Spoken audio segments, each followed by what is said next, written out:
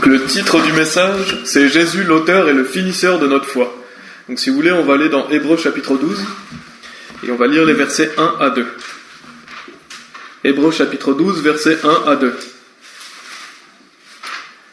Qui nous dit, c'est pourquoi, voyant que nous aussi sommes environnés d'un si grand nuage de témoins, laissons de côté tout fardeau et le péché qui nous assiège si aisément et courons avec patience la course qui est placée devant nous. Regardant à Jésus, l'auteur et le finisseur de notre foi, qui pour la joie qui était placée devant lui, a enduré la croix, méprisant la honte et s'est assis à la main droite du trône de Dieu. Donc on va se focaliser ce soir sur le verset 2 qui nous dit « Regardant à Jésus, l'auteur et le finisseur de notre foi ». Donc qu'est-ce que ça signifie que Jésus est l'auteur de notre foi, mais qu'il est aussi le finisseur de notre foi? Et ça veut dire que Jésus, il est l'origine de notre foi, mais il est aussi la fin de notre foi.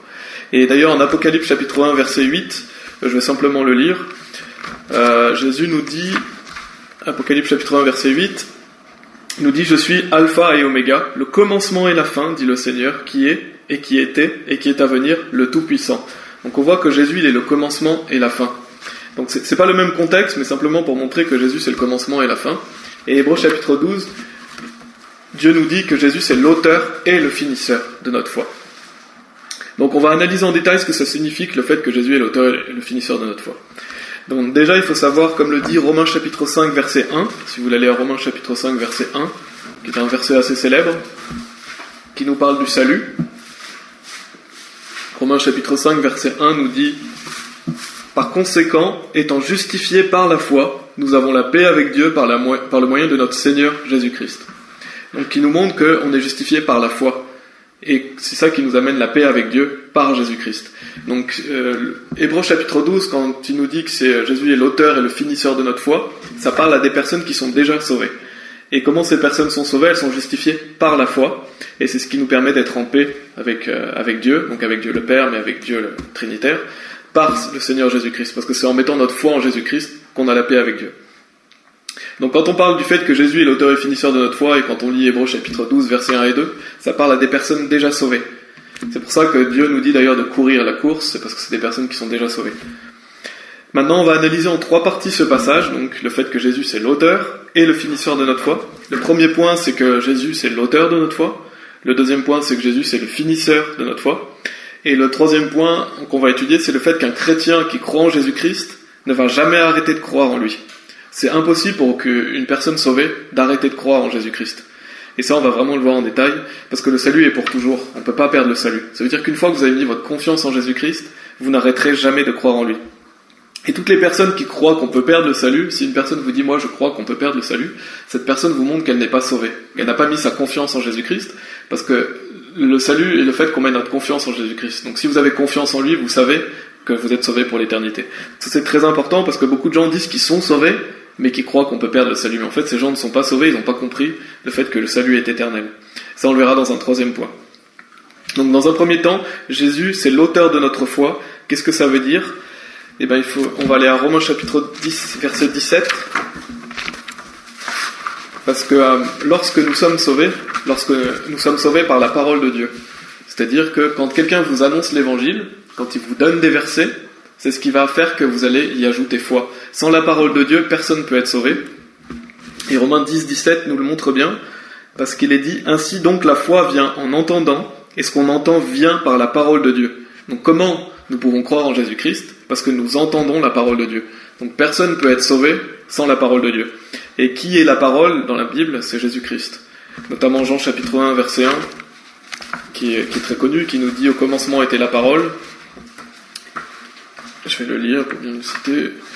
Au commencement était la parole, et la parole était avec Dieu, et celui qui est la parole était Dieu. Donc la parole, c'est Jésus-Christ. La Bible nous dit qu'il était avec Dieu. Pourquoi? Parce que c'est le Fils de Dieu, il était avec Dieu le Père, il était avec Dieu le Saint-Esprit. Et celui qui est la parole était Dieu, parce que Jésus-Christ, bien sûr, est Dieu. Et d'ailleurs, il est bien dit au verset 14, pour bien confirmer que Jésus-Christ est la parole. Et la parole a été faite chair, et a demeuré parmi nous, et nous avons contemplé sa gloire, la gloire comme du seul engendré du Père, pleine de grâce et de vérité. Donc c'est la parole qui a été faite chair, donc Jésus-Christ qui a été fait chair. Donc Jésus-Christ est clairement la parole. Et donc nous sommes sauvés par la parole de Dieu, donc nous sommes sauvés aussi par Jésus-Christ. Et d'ailleurs, c'est notre Sauveur, bien sûr. Et d'ailleurs, en 1 Timothée 3,16, en parlant justement aussi qui est-ce qui s'est fait chair, il est dit « Et sans controverse, grand est le mystère de piété, Dieu fut manifesté dans la chair, justifiant l'esprit, vu des anges, prêché aux gentils, cru dans le monde et reçu en gloire. » Donc, je vous lis ce verset parce qu'il est dit « Dieu fut manifesté dans la chair ». Et en Jean chapitre 1, verset 14, il est dit « La parole a été faite chair ». Ça démontre clairement que Jésus-Christ est Dieu. Donc Jésus-Christ est la parole, il est Dieu, il est le Créateur. Quand on compare des écritures avec d'autres écritures, ça apporte toujours des éclairages, et c'est vraiment irréfutable le fait que Jésus-Christ est Dieu. Bien sûr, on croit en la Trinité. On croit au fait que le Père, le Fils et le Saint-Esprit sont trois personnes différentes et qu'ils forment un seul Dieu. Donc c'est le Père qui a envoyé le Fils, et Jésus-Christ, après, nous a envoyé le Saint-Esprit. Mais là où je veux me focaliser, c'est le fait qu'on est sauvé par la parole de Dieu, et qui est la parole dans la Bible? C'est Jésus-Christ. Donc nous sommes sauvés par Jésus-Christ, il est l'auteur de notre foi. Ensuite, il y a aussi le fait donc, que Jésus-Christ est le Créateur, comme on peut le lire en Colossiens chapitre 1 notamment. Colossiens chapitre 1 au verset 13.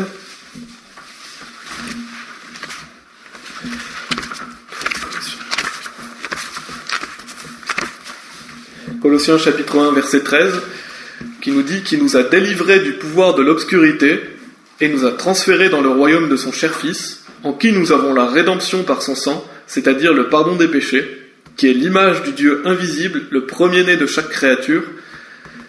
On va continuer jusqu'au verset 17. Car par lui toutes choses furent créées, celles qui sont dans le ciel et celles qui sont sur la terre, visibles et invisibles, qu'ils soient trônes ou dominations ou principautés ou pouvoirs. Toutes choses ont été créées par lui et pour lui, et il est avant toutes choses et par lui toutes choses consistent. Ces versets montrent clairement le fait déjà que c'est Jésus-Christ qui nous sauve, qu'on a la rédemption par son sang, le pardon des péchés, mais aussi le fait que toutes choses furent créées par lui. Donc Jésus-Christ a créé toutes choses, et il est avant toutes choses, et par lui toutes choses consistent. Donc c'est des versets clairs qui montrent que Jésus-Christ est notre créateur. C'est l'auteur de l'humanité, c'est celui qui a créé les hommes, avec bien sûr Dieu le Père et Dieu le Saint-Esprit, mais Jésus-Christ est notre créateur, il nous a créés.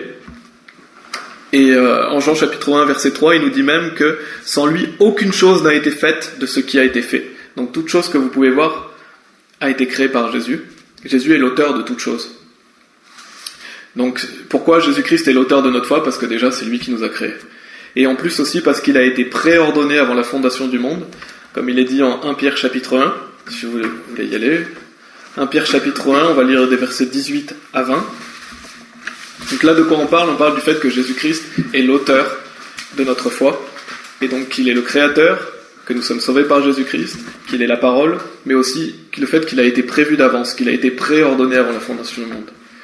Il est dit, 1 Pierre chapitre 1, verset 18, « D'autant plus que vous savez que vous n'avez pas été rachetés de votre vain comportement reçu par tradition de vos pères, par des choses corruptibles comme l'argent et l'or, mais par le précieux sang de Christ, comme celui d'un agneau sans défaut et sans tache, qui en vérité était préordonné avant la fondation du monde, mais a été manifesté dans ces derniers temps pour vous. » Donc la parole est claire, il nous dit en vérité, il était préordonné avant la fondation du monde. Ça veut dire que Dieu savait d'avance, et Dieu avait prévu d'avance un plan du salut pour les humains.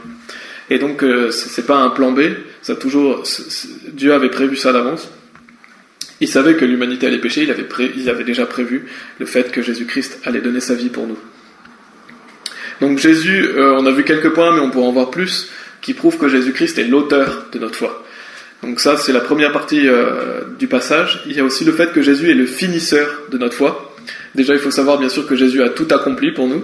C'est lui qui a payé pour le prix pour nos péchés. Il a tout accompli pour nous par sa crucifixion, son ensevelissement, sa résurrection. Et que le salut est gratuit. Bien sûr, comme le dit Romains 6, 23, « Car le salaire du péché est la mort, mais le don de Dieu est la vie éternelle par Jésus-Christ notre Seigneur. » Ça veut dire que c'est gratuit pour nous. Jésus-Christ a accompli pour nous, il a payé à notre place, nous avons juste à y croire. Donc quand nous mettons notre confiance en Jésus-Christ, Jésus-Christ nous garde pour toujours, et nous avons la vie éternelle. Et il faut aussi savoir que la Bible dit que Jésus est la vie éternelle. En 1 Jean chapitre 5, 1 Jean chapitre 5, verset 20, Jésus-Christ nous donne la vie éternelle, mais il est lui-même la vie éternelle. 1 Jean chapitre 5, verset 20, qui nous dit « Et nous savons que le Fils de Dieu est venu, et il nous a donné une compréhension afin que nous puissions connaître celui qui est vrai, et nous sommes en lui qui est vrai, à savoir en son Fils Jésus-Christ. C'est lui le vrai Dieu et la vie éternelle. Jésus-Christ est le vrai Dieu, il est la vie éternelle. Donc, qui est le finisseur de notre foi? Est-ce que c'est nous ou est-ce que c'est Jésus? C'est Jésus-Christ qui est le finisseur de notre foi. Parce que Jésus-Christ est la vie éternelle, et la Bible est claire que c'est Jésus qui va finir notre foi, comme on l'a vu en Hébreux chapitre 12. C'est pourquoi le salut, il est pour toujours. Parce que Jésus-Christ est parfait. Donc, ce qu'il dit qu'il va faire, il va l'accomplir parfaitement. Donc, si Jésus-Christ dit qu'il va être l'auteur, mais aussi le finisseur de notre foi, il faut ajouter confiance en lui, et on peut être sûr qu'il va le faire parfaitement, parce que c'est pas un homme pour mentir, Dieu ne ment pas. Dieu va accomplir ce qu'il a dit. Et donc, c'est pas nous-mêmes qui sommes les finisseurs de notre foi, c'est Dieu lui-même qui est le finisseur de notre foi. Ça signifie que lorsque vous croisez quelqu'un, ou quand quelqu'un enseigne que l'on peut perdre la foi, et donc perdre le salut, parce qu'il y a des gens qui vous disent que vous pouvez perdre la foi, et donc perdre le salut, il y a des gens qui vous disent que si vous reniez Jésus, si vous reniez Jésus et donc vous perdez le salut, il y a des personnes qui enseignent ça, vous pouvez arrêter de croire en Jésus-Christ, donc vous allez perdre le salut, vous pouvez renier Jésus, donc vous allez perdre le salut, tout ça c'est des mensonges. Et les personnes ne seront pas sauvées parce qu'elles n'ont pas confiance en Jésus-Christ. Parce que si elles avaient confiance en Jésus-Christ, elles sauraient que Jésus-Christ est l'auteur et le finisseur de notre foi. Ça veut dire que Jésus-Christ va accomplir ce qu'il a dit, et on peut être certain d'aller au paradis quand on a cru en lui, parce que Jésus va accomplir ce qu'il a dit. Et bien sûr, il y a plein d'autres raisons et plein d'autres versets qui montrent que le salut est pour toujours, mais c'est très important de savoir qu'aussi ces versets sont très clairs à ce sujet, que Jésus va finir ce qu'il a commencé, et donc croire que le salut est pour toujours, c'est indispensable pour être sauvé. Car c'est ça, faire confiance à Jésus-Christ. Si vous dites que vous pouvez perdre le salut, ça veut dire que vous n'avez pas confiance en lui. Vous n'avez pas confiance au fait qu'il va finir ce qu'il a commencé, vous n'avez pas confiance que vous avez la vie éternelle, et vous n'avez pas confiance en Dieu tout simplement. Et donc le salut c'est un événement, on va y revenir plus tard, mais le salut c'est un événement. On va lire aussi, donc on était en 1 Jean chapitre 5, c'est parfait, on va aller du verset 10 à 13, qui nous parle encore de Jésus-Christ, qui nous parle de la vie éternelle. 1 Jean chapitre 5, verset 10, « Celui qui croit au Fils de Dieu a le témoignage au-dedans de lui-même. Celui qui ne croit pas Dieu a fait de lui un menteur, parce qu'il n'a pas cru l'attestation que Dieu a donnée de son Fils.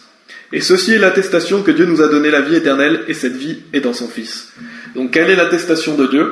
Comme on le voit au verset 11, c'est que Dieu nous a donné la vie éternelle, et cette vie est dans son Fils. Et quand on compare ça avec le verset 10, où il est dit « Celui qui ne croit pas Dieu a fait de lui un menteur, parce qu'il n'a pas cru l'attestation que Dieu a donnée de son Fils. » Donc les gens qui ne croient pas l'attestation, ça veut dire qu'ils ne croient pas que Dieu leur donne la vie éternelle, ils font de Dieu un menteur. Et ces versets montrent clairement que quelqu'un qui dit qu'on peut perdre le salut, font de Dieu un menteur. Parce qu'il ne croit pas en l'attestation de Dieu, parce que quelle est l'attestation de Dieu? C'est que Dieu nous a donné la vie éternelle. Donc Dieu nous a pas donné la vie temporaire, il nous a donné la vie éternelle. Donc tous les gens qui disent qu'on peut perdre le salut font de Dieu un menteur.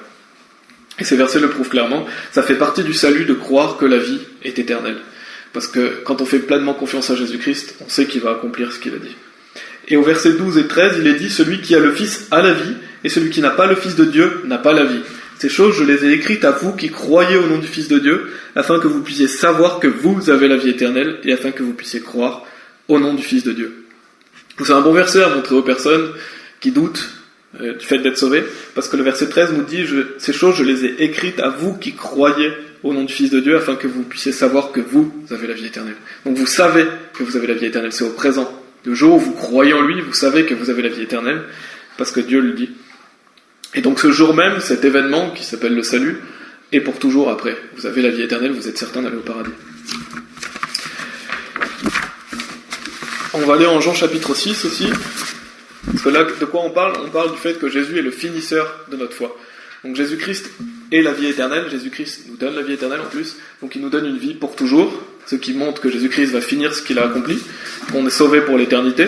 Mais en Jean chapitre 6 aussi, il est dit que Jésus ne perd rien de ce que le Père lui a donné.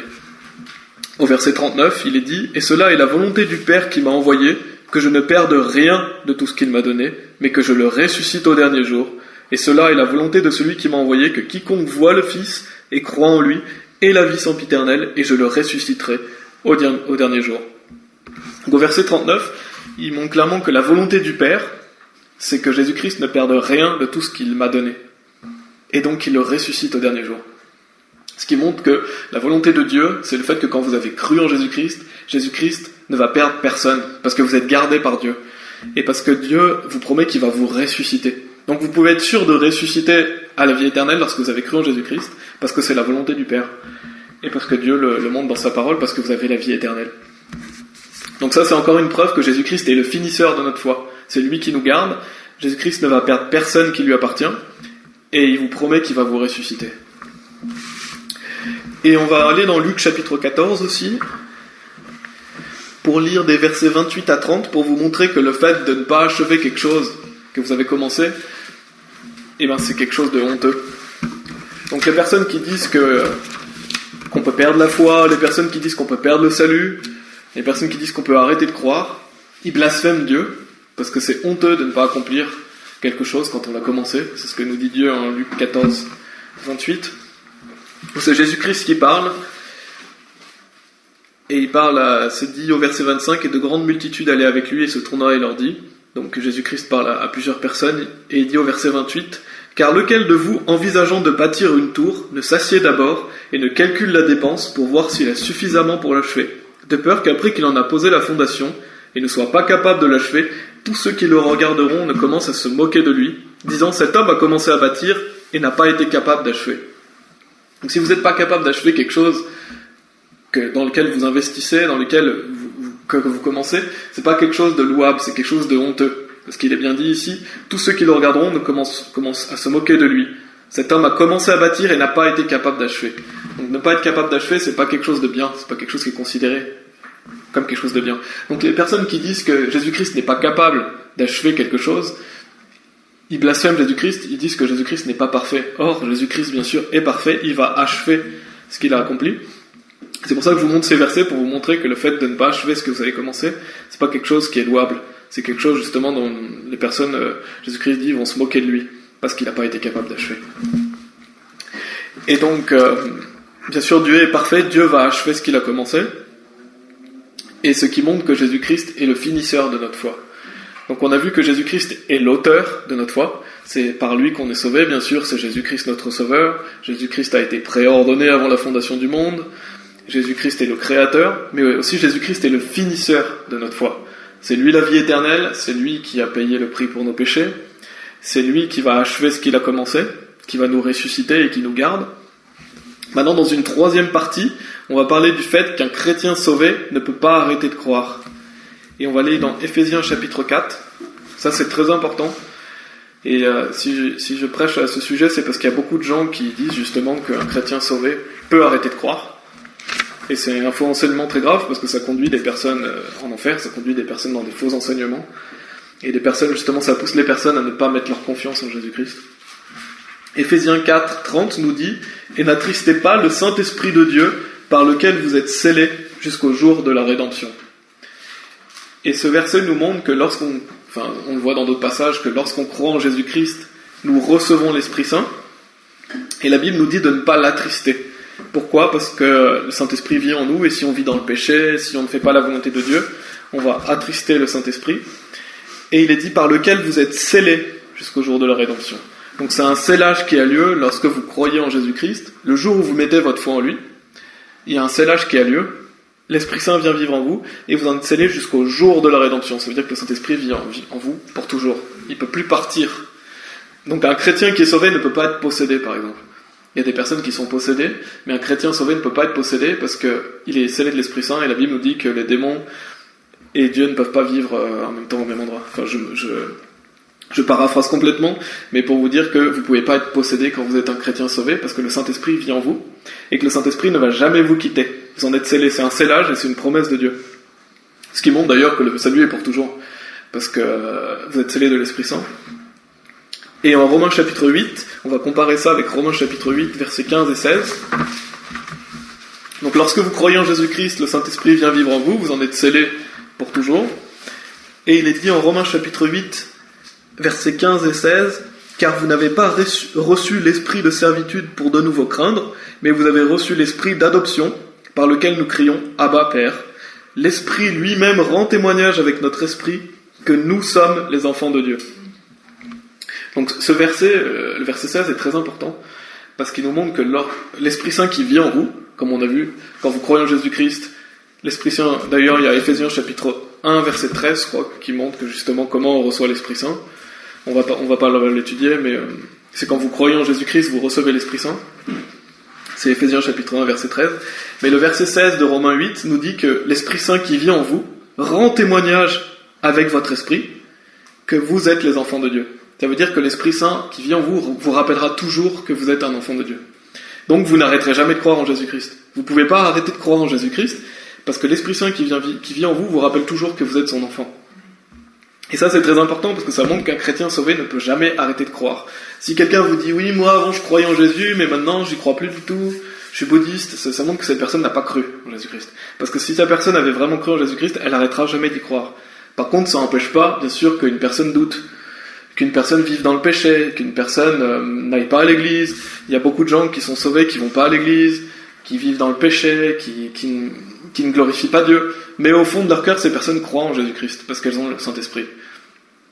Donc je ne parle pas bien sûr du fait qu'un chrétien qui est sauvé va automatiquement faire des bonnes œuvres, ça c'est pas vrai.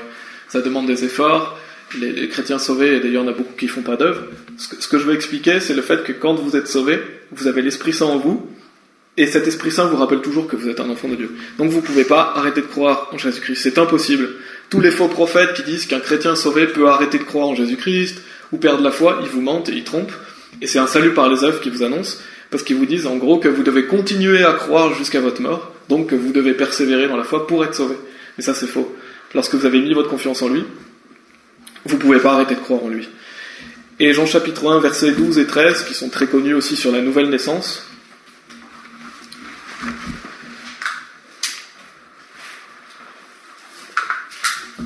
Jean chapitre 1, versets 12 et 13, nous parle de cet événement qui est la nouvelle naissance. Je vous ai dit tout à l'heure que le salut c'était un événement. Mais à tous ceux qui l'ont reçu, à eux il a donné le pouvoir de devenir les fils de Dieu, c'est-à-dire à ceux qui croient en son nom, lesquels sont nés non du sang, ni de la volonté de la chair, ni de la volonté de l'homme, mais de Dieu. Donc quand vous croyez en Jésus-Christ, vous devenez un enfant de Dieu, et vous n'êtes pas né du sang, ni de la volonté de la chair, ni de la volonté de l'homme, mais de Dieu. Ce qui montre que vous êtes un enfant de Dieu. Et combien de fois vous êtes né sur cette terre une seule fois, de même, la nouvelle naissance a lieu une seule fois. Le jour où vous êtes né de nouveau, vous faites partie de la famille de Dieu, c'est un événement. Et le salut est un événement, c'est pas un processus. La vie chrétienne est un processus, c'est tous les jours jusqu'à notre mort, mais le salut est un événement et il y a un jour précis où vous avez été sauvé. Et à ce jour précis où vous avez été sauvé, l'Esprit Saint vient vivre en vous, il demeure en vous pour toujours. De ce jour-là jusqu'à votre mort, vous n'arrêterez jamais de croire en Jésus-Christ, et vous êtes certain d'aller au paradis parce que Dieu a pardonné vos péchés, Dieu les a oubliés. Quoi que vous allez faire dans votre vie, vous êtes sauvés. Donc, qu'est-ce que vous pouvez vous attendre si vous commettez du péché ? À être châtié, à être puni par Dieu. Mais en aucun cas, vous perdez votre salut. Et en aucun cas, vous n'arrêtez de croire en Jésus-Christ aussi. Donc le salut est vraiment un événement, ça s'appelle la nouvelle naissance. De même que vous êtes né une fois sur cette terre, vous avez besoin de naître de nouveau une seule fois. Et donc un croyant sauvé, il peut pas perdre le salut, bien sûr, il peut pas perdre la foi, il peut pas arrêter de croire en Jésus-Christ. Cependant, il peut avoir des doutes. Comme j'ai dit, un chrétien sauvé peut très bien vivre dans la chair, il peut avoir des doutes, il peut faire naufrage quant à la foi aussi, c'est biblique, des personnes qui font naufrage, ou avoir une foi morte, comme nous parle Jacques chapitre 2. Ils peuvent même renier Jésus, comme on voit Pierre qui fait, il renie Jésus devant les hommes. Mais cela, ça fait pas perdre le salut, absolument pas, et il n'arrêtera jamais de croire pour autant. Et d'ailleurs, on va aller voir un peu, justement, le fait que Pierre ait renié Jésus, en Luc chapitre 22. Pour bien voir la distinction, il y a une grosse distinction. Un chrétien sauvé, pour bien montrer la distinction, un chrétien sauvé, il n'arrêtera jamais de croire en Jésus-Christ, il est sauvé pour toujours. Par contre, un chrétien sauvé, il peut avoir des doutes, il peut faire un naufrage quant à la foi, il peut vivre dans le péché, il peut même renier Jésus devant les hommes, mais il n'arrêtera jamais de croire pour autant. Et on va voir en Luc chapitre 22 le fait que Pierre, qui est un des plus grands chrétiens qui ait existé, par la peur des persécutions, la peur des hommes, il va renier Jésus devant les hommes. Et c'est Luc chapitre 22, verset 31. Versets 31 et 32. Et c'est Jésus-Christ qui parle justement à Pierre, à Simon-Pierre, et il lui dit, et le Seigneur dit, Simon, Simon, voici Satan a désiré vous avoir, afin qu'il puisse vous passer au crible comme le blé. Mais j'ai prié pour toi, afin que ta foi ne défaille pas, et quand tu seras converti, fortifie tes frères. » Donc Jésus-Christ prie pour Pierre, pour pas que sa foi défaille.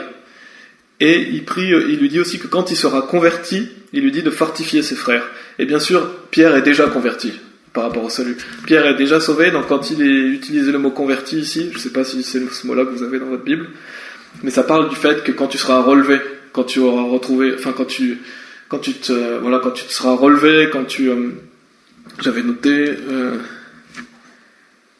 quand tu seras plus fort dans ta foi, donc quand tu seras relevé. C'est pour ça qu'il lui dit quand tu seras converti, fortifie tes frères, parce qu'il va chuter. Et ça arrive à tout le monde et on n'est pas à l'abri de chuter en tant que chrétien. Et c'est pour ça que Jésus-Christ priait pour lui. Et d'ailleurs on voit au verset 60,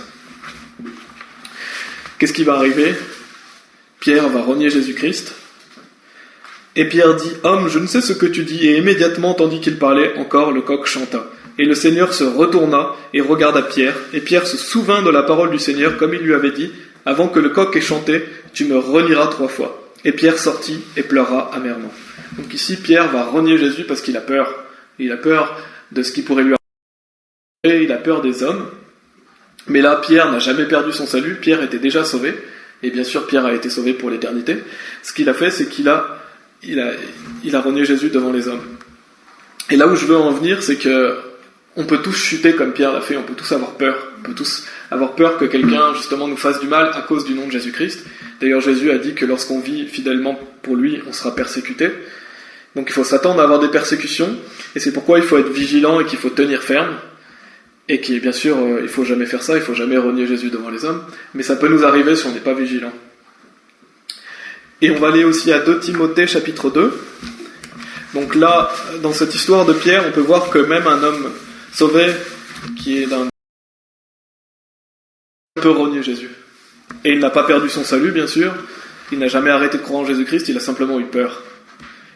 Il n'a pas renié Jésus dans le sens où il ne croyait plus en lui, c'est dans le sens où il a eu peur des hommes. De Timothée chapitre 2, verset 10. On va un peu étudier les versets 10 à 13. Donc ce contexte de Timothée chapitre 2, c'est un contexte de persécution, c'est un contexte du fait d'endurer et de ne pas compromettre. On voit ici que Paul parle justement de la persécution qui attend les chrétiens, et notamment il parle à Timothée, et il lui dit d'endurer, il lui dit de ne pas compromettre, parce que qu'est-ce qu'on a tendance à faire lorsqu'on est persécuté, c'est compromettre, et de lâcher aussi. Alors justement, il invite Timothée à endurer, et au verset 10, il est dit « Par conséquent, j'endure toute chose à cause des élus, afin qu'ils puissent aussi obtenir le salut, lequel est en Christ Jésus, avec la gloire éternelle. » Donc Paul ici dit qu'il endure toute chose justement pour que les gens soient sauvés. Et au verset 11, c'est un propos fidèle, car si nous sommes morts avec lui, nous vivrons aussi avec lui. Si nous souffrons, nous régnerons aussi avec lui. Si nous le renions, il nous reniera aussi. Si nous ne croyons pas, il demeure cependant fidèle, il ne peut se renier lui-même. Et donc au verset 11, il parle du fait d'être sauvé. C'est un propos fidèle, si nous sommes morts avec lui, nous vivrons aussi avec lui. Donc les personnes qui sont mortes avec lui, ce sont des personnes qui ont cru en Jésus-Christ. Leur chair a été crucifiée avec lui. Donc ils vivront avec lui, ils ont la vie éternelle. Donc le verset 11 parle du salut. Le verset 12 nous parle du fait que si nous souffrons avec lui, nous régnerons aussi avec lui. Pourquoi ? Parce que lorsque vous souffrez avec lui, lorsque vous faites des œuvres, vous aurez une meilleure place dans le royaume de Dieu. Dieu va vous récompenser selon vos œuvres. C'est-à-dire que toutes les œuvres que vous faites pour Christ vous permettront d'avoir des récompenses éternelles. Et si vous voulez régner avec Christ, si vous voulez régner avec Jésus, il faut souffrir avec lui. Il faut œuvrer pour lui. Et quand on œuvre pour Jésus, ça va forcément avec la souffrance. Parce que vous allez être rejeté, parce que vous allez être haï, parce que c'est dur, la vie de chrétien est dure.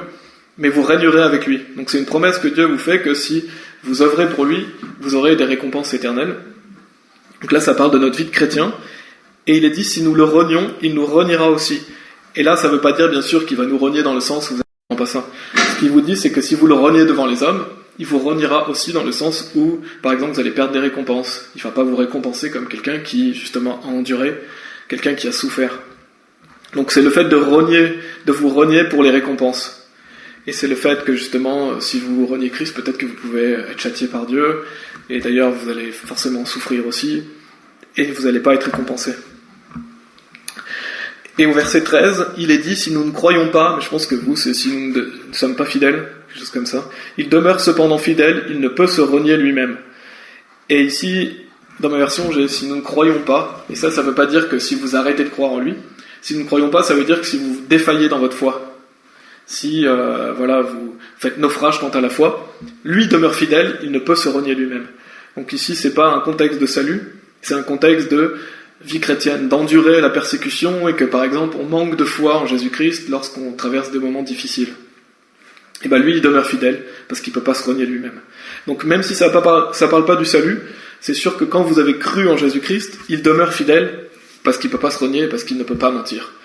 Donc Jésus-Christ, quand vous êtes son fils, quand vous êtes son enfant, vous êtes un enfant de Dieu, il demeure fidèle. Mais là, ça montre encore une fois que vous pouvez faire naufrage quant à la foi, et vous pouvez renier Jésus aussi, mais cela ne vous fait pas perdre le salut, bien sûr, je le répète souvent pour bien que vous soyez sûr qu'on ne peut pas perdre le salut, mais c'est simplement le fait que vous pouvez perdre des récompenses, et que vous allez forcément désobéir à Dieu aussi. Et on va aller dans 1 Timothée chapitre 2. 1 Timothée chapitre 2, donc là on était dans 2 Timothée. Au verset 18.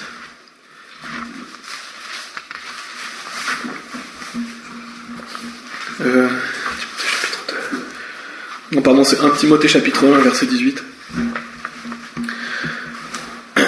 On va lire des versets 18 à 20. « Cette charge, je te la remets, fils Timothée, selon les prophéties lesquelles ont été faites précédemment sur toi, que par elles tu puisses combattre un bon combat, gardant la foi et une bonne conscience. Cette dernière, quelques-uns l'ayant rejetée, concernant la foi, ils ont fait naufrage, desquels sont Hyménée et Alexandre, lesquels j'ai livrés à Satan, afin qu'il puisse apprendre à ne pas blasphémer. » Et ici, ça parle de personnes sauvées. Hyménée et Alexandre sont des personnes sauvées, mais Paul va les livrer à Satan pour qu'ils apprennent à ne pas blasphémer. Donc peut-être qu'il les a éjectés de l'église, peut-être qu'il les a écartés du groupe de chrétiens, et il les a livrés à Satan parce que forcément ils sont plus avec les chrétiens, ils sont plus en assemblée, donc ils sont livrés au péché. Et ici il est dit, gardant la foi et une bonne conscience, cette dernière, quelques-uns l'ayant rejetée. Donc qu'est-ce qu'ils ont rejeté ? Ils ont rejeté leur bonne conscience, et concernant la foi, ils ont fait naufrage. Donc ça veut dire qu'un chrétien peut très bien faire naufrage quant à la foi. Ils n'ont pas arrêté de croire, mais ils ont fait naufrage parce que par exemple ils vont tomber dans le péché, parce que par exemple ils vont tomber dans des fausses doctrines, pas des fausses doctrines graves, mais des fausses doctrines quand même. Et là Paul nous montre qu'il y a des personnes qui peuvent faire naufrage quant à la foi et qui sont sauvées. Et malheureusement ça va faire en sorte qu'ils sont poussés vers Satan, qu'ils sont poussés en dehors de l'église. Par exemple des gens qui vont commettre la fornication doivent être enlevés et éjectés de l'église. Et ils vont être livrés à Satan parce qu'ils sont plus en assemblée. Et pour qu'ils apprennent justement à se mettre en règle avec Dieu. Mais ici on voit bien qu'il y a des gens qui font naufrage quant à la foi et qui sont sauvés. Et cela, ça parle pas du salut bien sûr. Ça parle du fait, comme j'ai dit, donc du fait que vous allez désobéir à Dieu. On va aller maintenant dans 1 Timothée chapitre 5.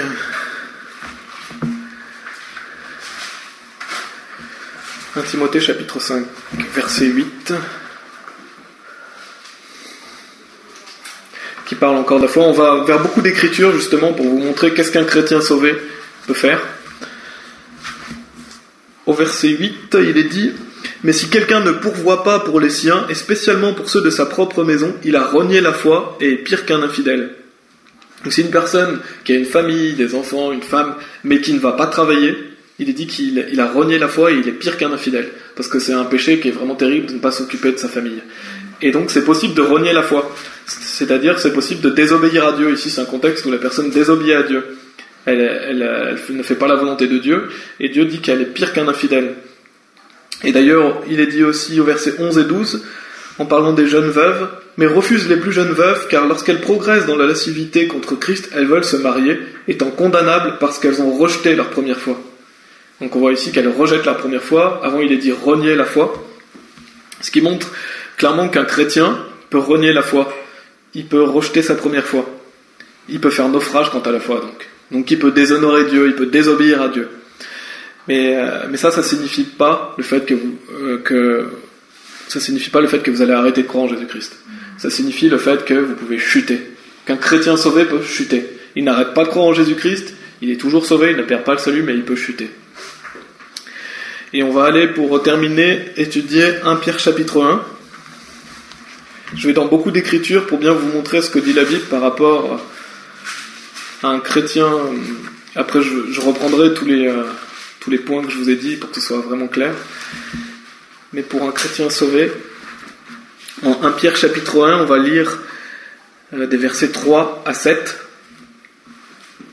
qui nous dit « Béni soit le Dieu et Père de notre Seigneur Jésus-Christ, lequel, selon son abondante miséricorde, nous a engendrés de nouveau en une espérance vivante par la résurrection de Jésus-Christ d'entre les morts, pour un héritage incorruptible et non souillé, et qui ne peut se flétrir, réservé dans le ciel pour vous, qui êtes gardés par le pouvoir de Dieu, par la foi au salut, qui est prêt à être révélé au dernier moment. En quoi vous vous réjouissez grandement, bien que maintenant, pour une saison si besoin est, vous soyez abattus par de multiples tentations, afin que l'épreuve de votre foi, étant beaucoup plus précieuse que l'or qui périt, bien qu'il soit éprouvé par le feu, puisse être trouvée en louange et honneur et gloire à l'apparition de Jésus-Christ. Ici, on peut diviser ça en deux parties, des versets 3 à 5, où au verset 5, ça conclut pour nous dire qu'il est gardé par le pouvoir de Dieu par la foi au salut, qui est prêt à être révélé au dernier moment. Donc des versets 3 à 5, ça parle du salut. On voit qu'il nous dit la foi au salut.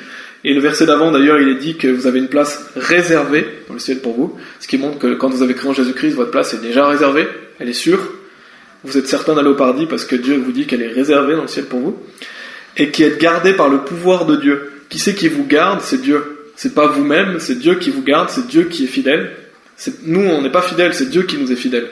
Si on est sûr d'aller au paradis, c'est parce que Dieu est fidèle, c'est pas parce que nous sommes fidèles. Donc on est gardé par le pouvoir de Dieu, par la foi au salut. Donc lorsque vous, comme on avait vu, le salut est un événement, le jour où vous mettez votre foi en Jésus-Christ, c'est la foi au salut. Donc c'est-à-dire que c'est la foi qui vous a, la foi du jour de votre salut. Mais après, au verset 6 et 7, on voit que notre foi va être éprouvée. Il est dit afin que l'épreuve de votre foi, étant beaucoup plus précieuse que l'or qui périt, bien qu'il soit éprouvé par le feu, puisse être trouvé en louange et honneur et gloire à l'apparition de Jésus-Christ. Donc ça, c'est la foi dans notre vie de chrétien. Donc c'est la foi qui va être éprouvée parce qu'on va avoir des difficultés, on va avoir des doutes, la vie chrétienne, elle est dure. Et donc vous voyez deux types de foi. En fait, vous avez la foi lorsque vous êtes sauvé, et vous avez la foi de votre vie chrétienne. C'est pas une foi qui est différente, c'est dans le sens où quand vous avez cru en Jésus-Christ, vous arrêterez jamais de croire en lui, mais après votre foi, elle peut être petite ou elle peut être grande, elle peut augmenter, elle peut diminuer. Et c'est pour ça que nous, on doit augmenter dans la foi. On doit être plus fort dans la foi, on doit lire la Bible pour que notre foi augmente, on doit écouter des enseignements, on doit chanter, on doit demander à Dieu aussi d'augmenter notre foi. Par exemple, d'ailleurs, dans Luc 17:5, Luc chapitre 17, verset 5, on voit que les disciples de Jésus lui demandent, c'est les apôtres, qu'il augmente leur foi. Pourtant, c'est des gens qui sont déjà sauvés. Il est dit, et les apôtres dirent au Seigneur, augmente notre foi. Donc c'est des personnes sauvées, mais ils veulent avoir plus de foi. Ils veulent faire plus d'œuvres pour Jésus-Christ. Ils veulent vivre pour Dieu. Donc nous, en tant que chrétiens sauvés, on doit demander à Dieu d'augmenter notre foi. Il demande d'augmenter. Il demande que Jésus augmente leur foi. Ce qui veut dire que vous avez la foi au salut. Le jour où vous êtes sauvés, vous croyez en Jésus-Christ, vous y croyez pour toujours. Vous ne pouvez pas arrêter de croire en lui, vous ne pouvez pas perdre la foi. Mais ensuite vient la vie de chrétien. Et là, on doit faire preuve de foi. D'ailleurs, il est dit, le juste vivra par la foi. Et donc, on doit continuer à progresser dans la foi, à apprendre, pour augmenter notre foi. Et au verset 9, d'ailleurs, dans 1 Pierre chapitre 1, où on était, il est dit, recevant l'achèvement de votre foi, c'est-à-dire le salut de vos âmes. Donc l'achèvement de notre foi, c'est le salut de nos âmes. Et qui c'est qui va, comme on l'avait vu tout à l'heure, qui c'est qui va finir ce qu'il a commencé? C'est Jésus-Christ. Jésus-Christ est l'auteur de notre foi, il est le finisseur de notre foi. Ce qui veut dire que Dieu vous garde, lorsque vous avez mis votre confiance en lui, il vous garde, et vous êtes sûr d'aller au paradis. Et bien sûr, je parle de la foi, mais c'est pas la taille de votre foi qui vous permet d'être sauvé, c'est là où vous la mettez en fait. Si vous mettez votre foi en Jésus-Christ, vous êtes sauvé. Peu importe la taille de votre foi en fait. Simplement y croire de tout son cœur. Donc en conclusion, et je vais justement un peu clarifier parce que ça faisait beaucoup d'informations, mais on a vu que Jésus, il est l'auteur de notre foi, il est le finisseur de notre foi. Jésus est celui qui nous sauve, bien sûr, c'est notre sauveur, c'est notre créateur, il est aussi la parole, et Jésus-Christ va finir ce qu'il a accompli, il va nous garder, il dit qu'il va nous ressusciter, il va accomplir ce qu'il a dit, il est la vie éternelle. Donc une fois que nous sommes sauvés, c'est ce que je veux que vous reteniez aujourd'hui, c'est que vous n'arrêterez jamais de croire en Jésus-Christ. C'est impossible d'arrêter de croire en Jésus-Christ, parce que vous êtes sauvés pour toujours, parce que vous vous souvenez, l'Esprit rend témoignage avec notre esprit que nous sommes les enfants de Dieu. Donc vous avez l'Esprit de Dieu qui vous rappelle toujours que vous êtes un enfant de Dieu. Donc vous n'arrêterez jamais de croire en lui. Le Saint-Esprit vit en vous, et il vous rappelle donc que vous êtes un enfant de Dieu. Puis Christ vit en vous aussi, c'est ce que dit la parole. Donc une personne sauvée est sauvée pour toujours, elle va toujours croire en Jésus-Christ. Par contre, qu'est-ce qu'une personne sauvée peut faire? Elle peut renier la foi, comme on l'a vu, par exemple les gens qui ne vont pas travailler, les hommes qui ne pourvoient pas pour leur maison plutôt. Une personne peut faire naufrage quant à la foi, c'est ce qu'on a vu avec Hyménée et Alexandre. Une personne peut avoir une foi morte, c'est ce que Jacques II enseigne, parce que si vous n'allez pas faire les œuvres, vous avez une foi morte, mais vous avez quand même une foi qui existe. Vous pouvez renier Jésus devant les hommes, comme Pierre l'a fait, et cela ne vous fait pas perdre le salut, parce que le salut est éternel. Cela, ça vous fait tomber dans votre vie de chrétien. Et ça, c'est la différence entre le salut et la vie chrétienne. Le salut, c'est un événement, lorsque vous placez votre foi en lui, vous y croirez pour toujours, vous êtes sauvés pour toujours. Après, la vie chrétienne commence, et la vie chrétienne, il faut augmenter dans notre foi. Il faut lire la Bible, il faut écouter des enseignements, il faut prier, et cela augmente notre foi. Et ça, c'est donc la différence entre le salut, qui est un événement, et la vie chrétienne, qui est tous les jours. Et on a bien vu le fait que Jésus est l'auteur et le finisseur de notre foi. Ça prouve que le salut est seulement par la grâce aussi. Parce que Jésus est l'auteur de notre foi, il est le finisseur. Donc on n'a aucun sujet de se glorifier. Ça montre que le salut n'est pas par les œuvres, mais seulement par la grâce de Dieu, et que la gloire ne revient qu'à Dieu aussi, et que le salut est pour toujours. Lorsque vous dites que Jésus c'est lui qui vous permet d'avoir la foi et que c'est lui qui finit votre foi, vous n'avez aucun sujet de vous glorifier en fait. C'est pour ça que le salut est gratuit. La gloire ne revient qu'à Dieu, parce qu'il va commencer ce qu'il a terminé, et ça montre que le salut est pour toujours, parce que c'est Jésus-Christ qui va finir notre salut, et parce que Dieu est fidèle. Et donc si vous dites que vous pouvez perdre le salut, ça montre que vous n'avez pas confiance en Jésus-Christ, et vous n'avez pas confiance qu'il est le finisseur de votre foi. Et donc c'est important. Nous, ce qu'on peut en retenir en tant que personne sauvée, c'est de ne pas faire naufrage quant à la foi. C'est de continuer à persévérer, pas pour garder notre salut, ou pour essayer de persévérer jusqu'à la fin, comme certains l'enseignent, tous ces mensonges. Non, c'est pas pour ça. C'est pour plaire à Dieu, c'est pour avoir une bonne vie de chrétien, pour être récompensé par Dieu. Et ça, c'est la différence entre le salut et la vie chrétienne.